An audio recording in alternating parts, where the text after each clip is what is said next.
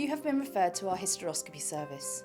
This means you have been having symptoms which we can assess better by looking inside your womb with a small camera. We understand this is a worrying time, but we are here to help. I would like to run through what's going to happen on the day of your appointment to give you some reassurance. We'd like you to know what to expect and who you might see. We have a team of trained doctors and nurses to support you fully through the process. You can expect to be with us for around 40 minutes to an hour. We would recommend keeping your whole morning free so you can rest and recover. It can help the process if you take some pain relief around half an hour before your appointment.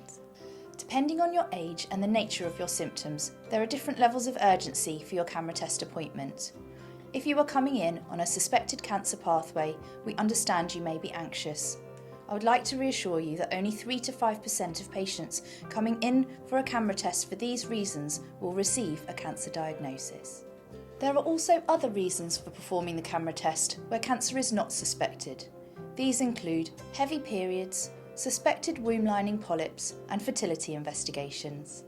When you arrive in the gynecology outpatient department, check in and take a seat. A member of our team will then bring you into our dedicated treatment room. They will talk to you about the procedure and gain your written consent. A hysteroscopy is a camera test to check the structure and lining of the womb.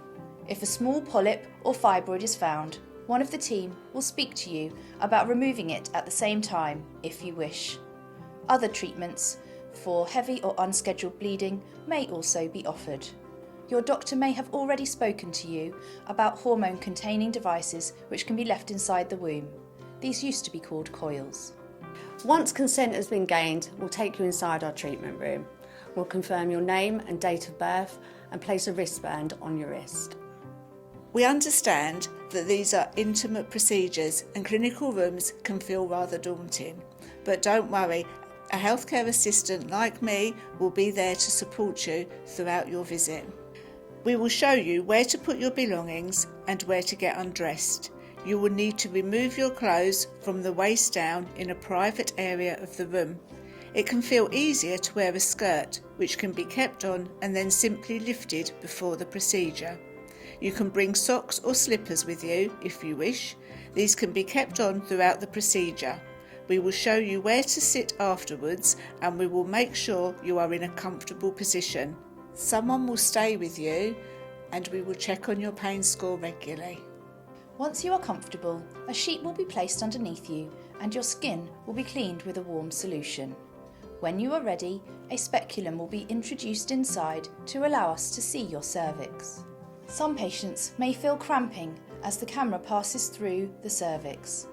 These sensations will often settle once the camera is inside. We will be looking at views of the inside of your womb on the screen, and these can be shared with you if you wish.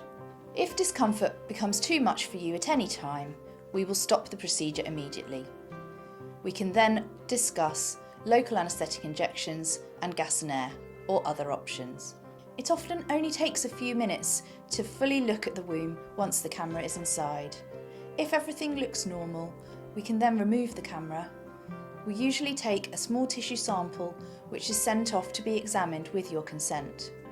The results can take up to 6 weeks to be reported. If a polyp is seen, we can speak to you about continuing the procedure for a few more moments to remove it.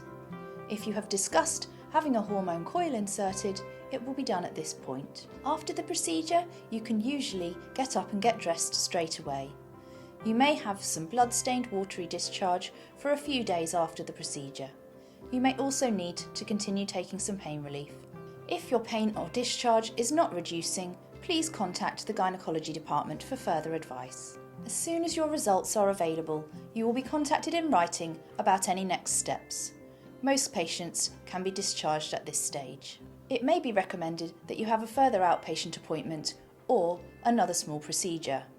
You will be contacted about this based on the results of your hysteroscopy and tissue sample. In the unlikely event that you are found to have cancer, your care will be transferred to our gynecology cancer team. We have dedicated nurses to support you every step of the way. They can help you to assess helpful resources and wellbeing support to take you through your diagnosis and treatment.